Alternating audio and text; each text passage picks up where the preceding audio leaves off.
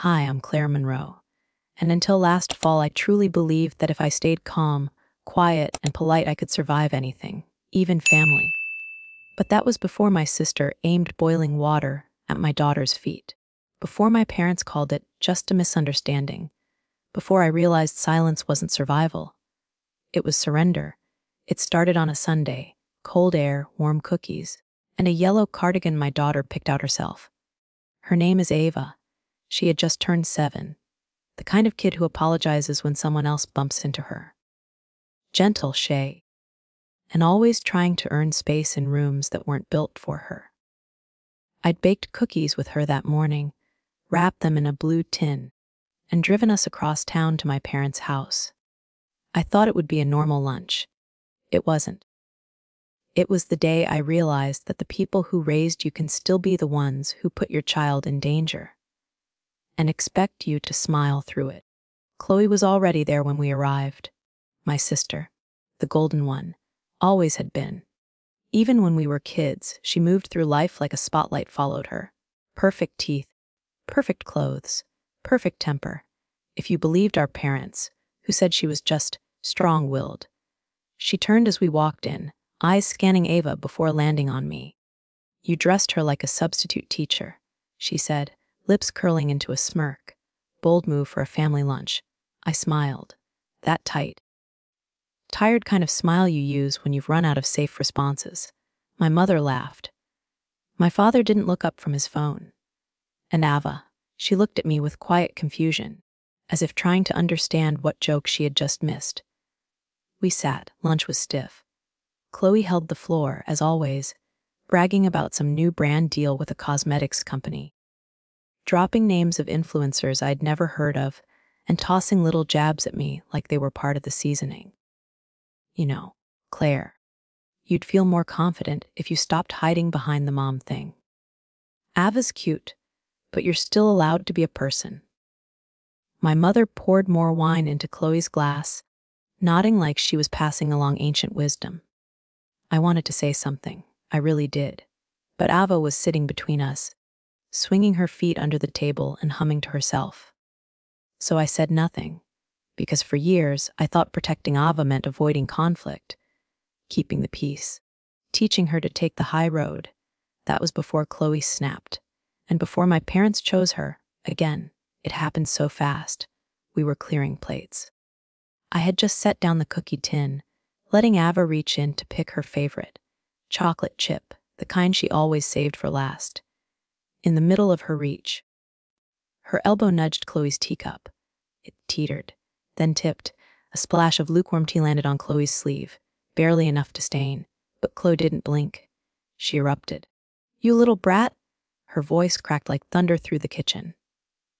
Ava froze, hand halfway to the tin, lips parted in shock. "I'm sorry," she whispered. Her voice was barely audible. But Chloe was already storming toward the counter. She yanked the kettle off its base, one my father had just filled minutes earlier.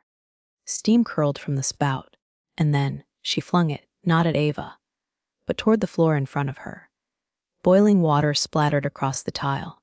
Ava shrieked and jumped back, socks soaked, eyes wide in terror. I lunged forward, grabbing her, checking her legs, heart pounding. No burns, just wet, thank God. But her hands were shaking. I turned, fire in my chest. "What is wrong with you?" And then came my mother's voice. Calm, cool, detached. She didn't hit her Claire. "Let's not be dramatic." Dramatic. That word rang louder than Chloe's scream. My father muttered. The kid should have been seated. No discipline anymore. Ava buried her face into my chest. That was the moment it happened. Not the boiling water, not Chloe's tantrum. The betrayal. Because they looked at me like I was the problem. And for the first time in my life, I let the silence go. I stood there holding Ava, her small frame pressed tight against mine, and everything inside me went still, not quiet, not calm, just still, like the moment before a dam breaks. I looked at my mother, her arms crossed, watching Chloe wipe her sleeve like she was the real victim. I looked at my father, still glued to his phone, muttering about overreacting. And I realized something horrifying. They weren't shocked. They weren't concerned. They weren't even surprised, because this wasn't new. This was normal to them. And suddenly, everything made sense. Every time I was told growing up to stop causing trouble. Every time my feelings were dismissed, my fears minimized. Chloe wasn't the golden child by accident. She was built that way, fed on indulgence and excused cruelty, and I was built to endure her. But not Ava, never Ava. I packed our things silently, no screaming, no speech, just movement. Ava held onto my cardigan sleeve like it was a lifeline. Her eyes were dry now, but wide and distant, as if part of her had folded inward. I didn't say goodbye. Didn't look back. But as I buckled her into the car seat, I glanced at the house. The house where I learned love could be weaponized and protection could be conditional. That was the last time they ever saw us without a court order. Because they thought silence was my weakness. But they hadn't seen what silence could build. 3 weeks. That's how long I went without answering a single message. Not the texts from Mom. Not the birthday voicemail Chloe left Ava with a saccharine. Tell her auntie loves her. And definitely not the long-winded email from Dad asking me to be the bigger person. They weren't reaching out because they cared. They were trying to manage the optics, to reset the narrative. Because if I stayed quiet, they could still play the victims. Claire always was sensitive. Ava probably misunderstood. Chloe didn't mean it. But I wasn't giving them that chance again. While they were trying to control the story, I was building the proof. The day we left that house, I took Ava straight to a child trauma therapist. Every session was documented. Every follow-up was logged. I kept screenshots of texts, voicemails, social media posts.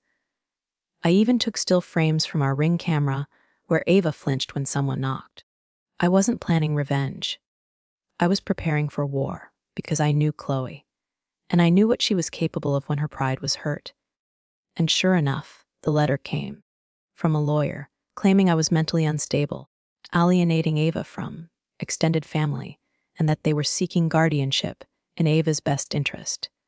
I stared at the paper for a long time, numb. Then I smiled. Not because it wasn't terrifying, it was, but because I was ready. They had no idea what kind of mother they were dealing with now. They underestimated the quiet ones. I called the number on the legal letter, speaking calmly, masking every ounce of rage boiling beneath the surface. The receptionist's voice was chirpy until I asked for clarification on the guardianship filing. Then came the pause. Yes, that's being handled by Mr. Langston. He's actually engaged to Miss Chloe Morgan. Of course he was.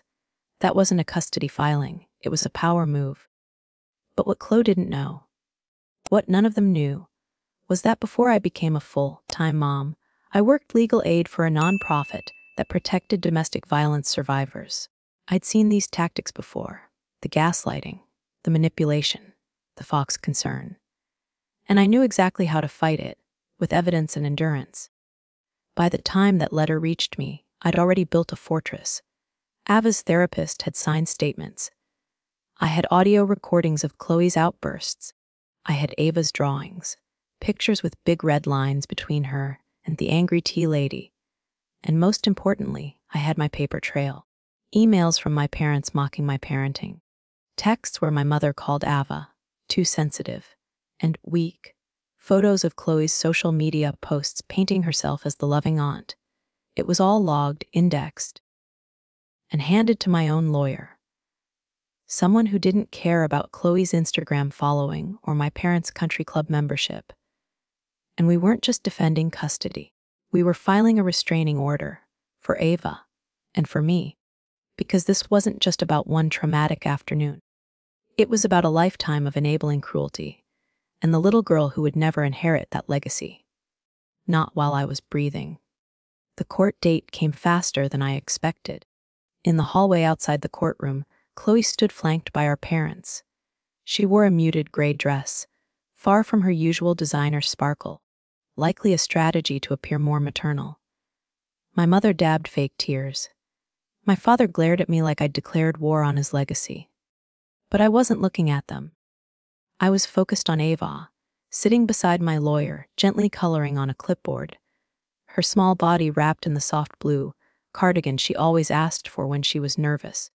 When our case was called, I didn't shake. I didn't cry. I just stood, hands steady, voice firm. I told the judge what happened in that kitchen. How Chloe threw boiling water. How Ava screamed and flinched.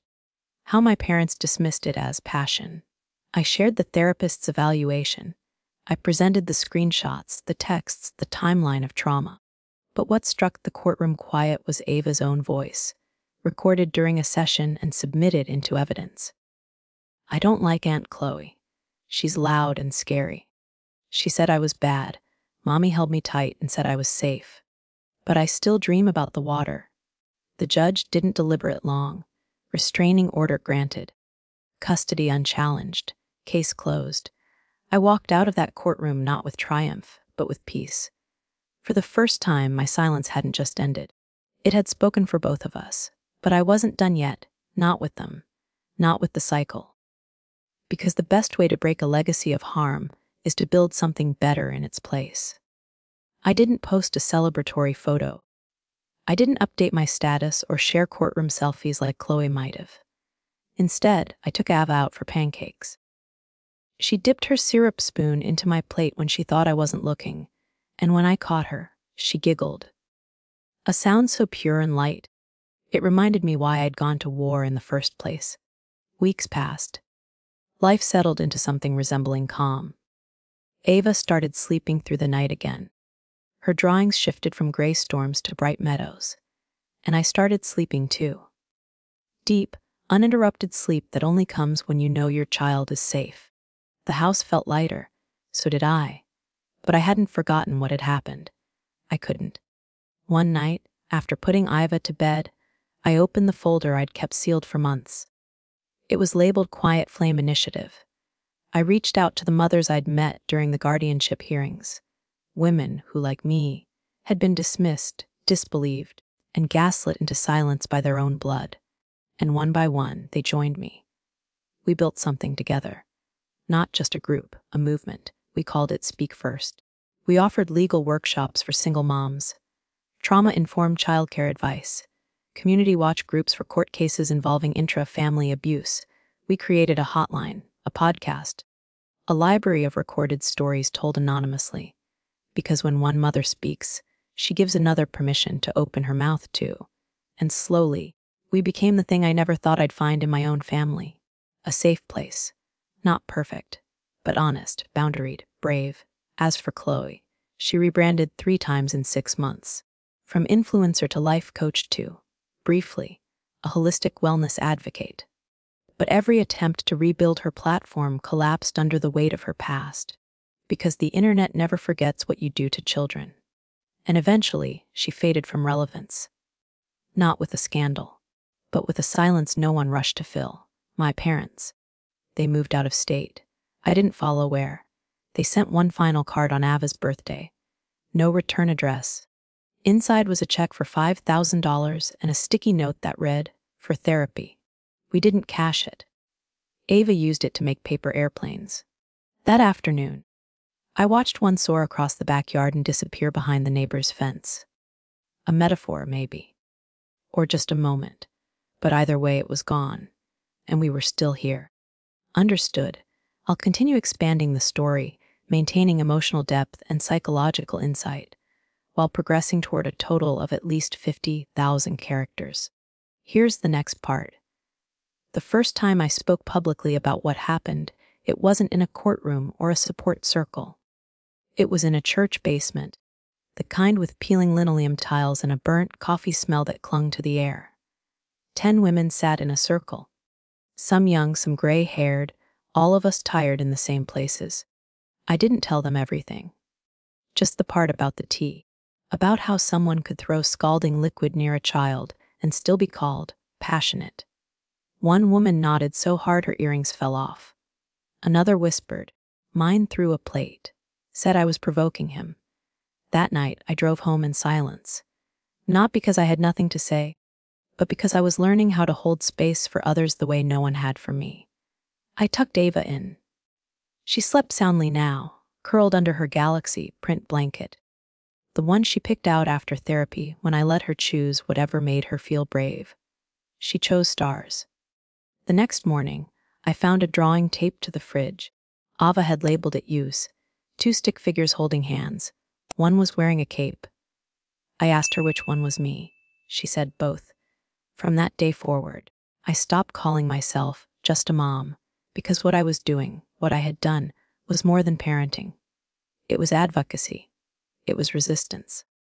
It was rebuilding an entire world from scratch without the people who were supposed to help build it with me. We expanded Speak First faster than I expected. Not because we had funding, but because we had urgency. I used to think the worst thing someone could do was hurt a child. But it's not. The worst thing is to let it happen twice, after you already know what they're capable of. That's why we trained. That's why we gathered court experts to teach women how to document abuse, how to spot coercive control, how to draft emergency custody motions in plain English. We weren't waiting to be believed anymore. We were building a system that didn't ask us to beg. In 6 months, we helped 17 mothers win protective orders. 10 regained custody, 4 started their own local chapters, and 1 Tasha, from Baton Rouge, got her abusive sister arrested after the school counselor we trained filed a report with her voice shaking, but firm. Every win felt like Ava was growing up in a safer world. Every story reminded me we weren't rare. We were just rarely listened to. I was still learning too. There were nights I still stared at the ceiling, wondering if I'd made the right decision. If Ava would one day blame me for cutting her off from her grandparents.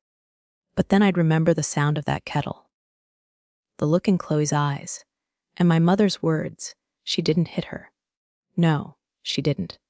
She just made sure she could have, and that's not something Ava ever needed to learn to forgive. One day, Ava asked me if families always love you. I said, they're supposed to. She frowned. But what if they don't? I paused, then said, then you build new ones. The kind that chooses you back. She nodded slowly, like she was storing that answer for later. She does that a lot, stores things. She's quiet, but never passive. Sometimes I see myself in her too clearly and worry she's learning the same lessons too soon. But then she says something that proves she's way ahead of me. Like the time her art teacher gave her a trophy for Most Improved, and Ava gave it away to a classmate who'd been struggling with reading. When I asked why, she said, I needed it more. I already know I'm strong. I cried in the car on the way home, not because I was sad, but because I finally believed it too. We were strong, not in spite of the silence we'd endured, but because we survived it, and chose never to pass it down. 3 months later, Speak First received its first grant. It wasn't huge, $10,000 from a small foundation that supported trauma-informed community work. But when I saw the approval email, I burst into tears anyway. I called Ava in from the backyard, and we danced around the kitchen until the timer on the oven went off and burned our cookies. We ate them anyway, still smiling. That same week, I got a message request on Facebook. The profile picture was familiar, an older woman with kind eyes and a lined face. It was my high school guidance counselor. Ms. Therese. She wrote, I've been following your story. I just want you to know, I remember how you used to sit quietly in my office and draw when things got hard at home. I'm so proud of the mother you became. I hadn't known anyone remembered. Sometimes we go through entire chapters of our lives believing we were invisible, but we weren't. We were just trying not to take up too much space. Ava came with me to the bank the day I opened the Speak First nonprofit account. She wore her cape again, the same one from her drawing. And when the teller asked what kind of organization we were, Ava answered before I could. We help moms be brave. I laughed, but it hit me right in the chest. Because that's exactly what we were doing. Not just fighting for custody or filing protection orders. We were rebuilding the entire definition of what family meant, and who was allowed to keep calling themselves one. A few months later, we got local press coverage. Then regional. then something unexpected happened. A woman I didn't know DM'd me on Instagram. Her message read, "You don't know me, but your story saved me. I was raised by a family that called abuse tough love. I have a daughter now." And I was starting to make the same excuses. But then I heard your story, and I stopped. Thank you for breaking the silence. I sat in the dark for an hour after reading that, letting the words settle in. It wasn't revenge. It wasn't court victories. It was this. The ripple effect. The quiet shift that starts when one person refuses to let harm continue just because it's familiar. That's when I knew this wasn't just our story anymore. It belonged to everyone who had been told they were too emotional, too dramatic, too weak. It belonged to every mother who fought to protect her child not just from strangers, but from the people who shared their bloodline. And most of all, it belonged to the next generation. The one being raised by people brave enough to say, "This ends with me." 3 months later, Speak First received its first grant. It wasn't huge, $10,000 from a small foundation that supported trauma-informed community work. But when I saw the approval email, I burst into tears anyway. I called Ava in from the backyard, and we danced around the kitchen until the timer on the oven went off and burned our cookies. We ate them anyway, still smiling. That same week, I got a message request on Facebook. The profile picture was familiar, an older woman with kind eyes and a lined face. It was my high school guidance counselor, Ms. Therese. She wrote, "I've been following your story. I just want you to know, I remember how you used to sit quietly in my office and draw when things got hard at home. I'm so proud of the mother you became." I hadn't known anyone remembered. Sometimes we go through entire chapters of our lives believing we were invisible. But we weren't. We were just trying not to take up too much space. Ava came with me to the bank the day I opened the Speak First nonprofit account. She wore her cape again, the same one from her drawing. And when the teller asked what kind of organization we were, Ava answered before I could, "We help moms be brave." I laughed, but it hit me right in the chest. Because that's exactly what we were doing. Not just fighting for custody or filing protection orders. We were rebuilding the entire definition of what family meant, and who was allowed to keep calling themselves one. A few months later, we got local press coverage, then regional. Then something unexpected happened. A woman I didn't know DM'd me on Instagram. Her message read, "You don't know me, but your story saved me. I was raised by a family that called abuse tough love. I have a daughter now, and I was starting to make the same excuses. But then I heard your story, and I stopped. Thank you for breaking the silence." I sat in the dark for an hour after reading that, letting the words settle in. It wasn't revenge. It wasn't court victories. It was this. The ripple effect. The quiet shift that starts when one person refuses to let harm continue just because it's familiar. That's when I knew this wasn't just our story anymore. It belonged to everyone who had been told they were too emotional, too dramatic, too weak. It belonged to every mother who fought to protect her child not just from strangers, but from the people who shared their bloodline. And most of all, it belonged to the next generation. The one being raised by people brave enough to say, "This ends with me." 2 years passed. Speak First had grown from a weekly support circle to a full-scale organization. We had pro bono lawyers in 3 states. We partnered with therapists, educators, and women's shelters. We created emergency resource kits, funded temporary housing, and even hosted our first annual summit in Portland. 50 women in one room, telling stories that once lived only in whispers. And through it all, Ava grew too. She was 9 now, taller, stronger, still sensitive, but in a way that had become her superpower. She could spot discomfort in a room like a bloodhound and would silently take someone's hand or offer a tissue before tears even fell. That spring, her school asked me to speak at Career Day. At first, I almost declined. What do you say when your career started because your sister threw scalding tea near your daughter and your parents defended it? But Ava wanted me to go. She said, Tell them what you really do. So I stood in front of 20 kids and tried to explain that my job wasn't really about court filings or nonprofit grants.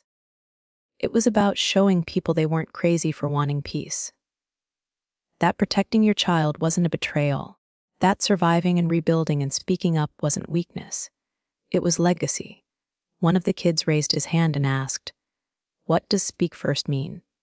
And Ava, sitting in the front row with her knees hugged to her chest, said, "It means don't wait for someone to give you permission to matter." I don't remember what I said after that. The lump in my throat made speech impossible. Afterwards, as we were walking back to the car, I noticed an unfamiliar car parked across the street. Inside it, an older woman sat in the driver's seat. Her hands were on the steering wheel, but the car wasn't moving.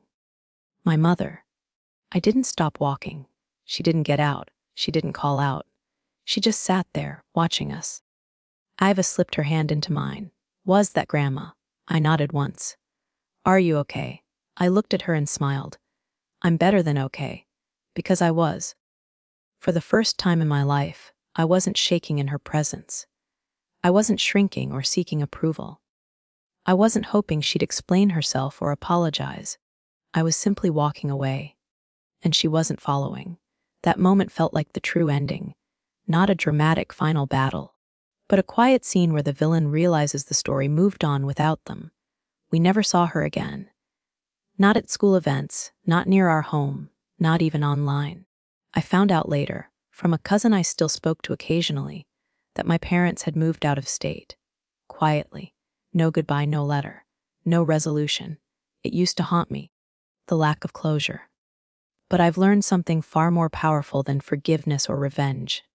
Freedom. Freedom from people who only loved you on their terms. Freedom from replaying old arguments in your head. Freedom from needing the ones who couldn't protect your child when it mattered most. Ava and I, we kept going. Together. She's the reason I'm strong, but she also reminds me it's okay to be soft. We hike on weekends. Bake too many muffins. Make up songs while folding laundry. We have bad days, of course. But even on the worst ones, I never feel alone anymore. And I know now silence isn't peace. Silence is a cage.